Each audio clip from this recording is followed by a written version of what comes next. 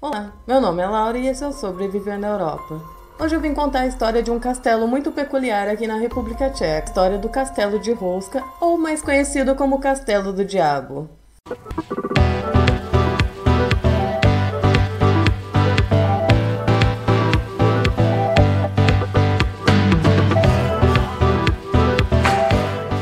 E esse castelo não fica longe de Praga não, ele fica apenas 47 quilômetros ao norte e é um dos castelos mais bem preservados para a época.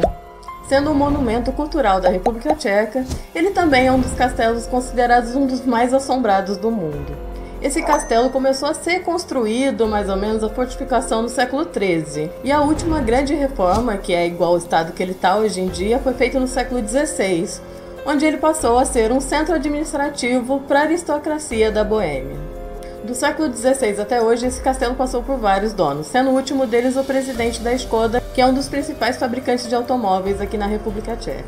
E esse castelo é muito curioso porque ele não fica no meio do nada com lugar nenhum. Isso mesmo. Ele nunca esteve numa rota estratégica, tanto para batalhas quanto para negociação de produtos, compra e venda, escambo, o que fosse na época. Muito menos acessível ainda para ser um prédio administrativo na época. Ele não é próximo de nenhuma fonte de água potável, coisa que era comum na época os castelos serem perto de rios para ter uma fonte de água potável, mas ele fica longe, talvez não tão longe hoje em dia, mas para a época era bem longe. Ele não tem lá uma grande fortificação como tinham os castelos antigamente. O castelo não tinha nem mesmo uma grande cozinha, que era comum nos castelos da época também. Sendo assim, o castelo não foi construído para resistir a batalhas, digamos assim, e sim para fechar a porta de entrada para o inferno. Diz a lenda que esse castelo foi construído acima de um poço sem fundo, onde seria o portal do inferno e dali saíam criaturas misteriosas. Os relatos sobre criaturas monstruosas e até mesmo as aparições e criaturas que apareciam em volta do castelo, que os governadores da Boêmia resolveram encerrar as atividades no castelo.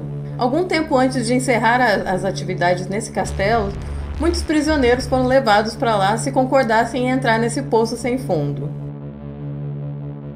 Diz que o primeiro prisioneiro a ser levado numa corda para esse poço soltou um grito tão monstruoso que quando foi puxado de volta ele já estava irreconhecível, morrendo alguns dias depois sobre causas desconhecidas. Também é conhecido que durante a Segunda Guerra os nazis entraram nesse castelo e lá dentro eles faziam todo tipo de experiência oculta, inclusive algumas relacionadas a portais dimensionais. Anos mais tarde, durante uma reforma, vários corpos de oficiais foram encontrados no local.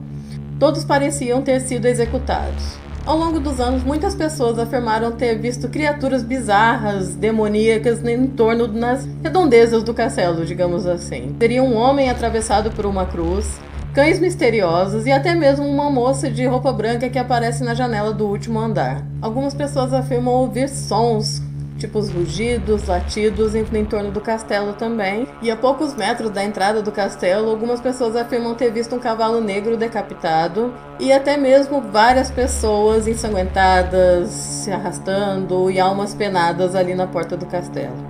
No final do século XIX, esse castelo chegou a ser visitado por um escritor que diz ter presenciado criaturas negras voando em torno do castelo. Esse mesmo escritor associou isso a demônios. Como eu falei, outras criaturas que as pessoas relatam ter visto é essa moça que fica andando pelas janelas do último andar vestida toda de branco. Nunca foi conhecida a identidade dessa mulher.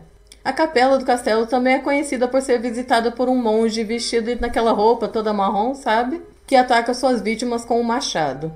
A adega do castelo, que fica no primeiro andarzinho assim do subsolo, lá dentro tem um trono que fica o diabo lá, e várias coisas, tipo chifres, tridentes e coisas assim desse tipo, ficam todo ali naquele subsolo.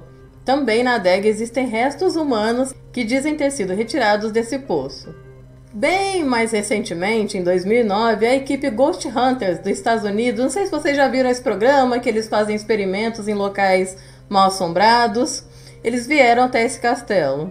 Eu vou colocar imagens deles no castelo.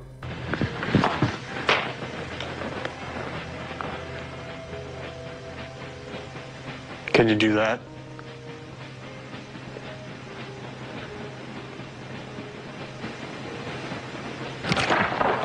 Yo, did you hear that? Como já é conhecido, eles fazem vários tipos de investigações paranormais, usando todo tipo de tecnologia que eles têm na mão. E eles consideraram esse castelo integralmente assombrado.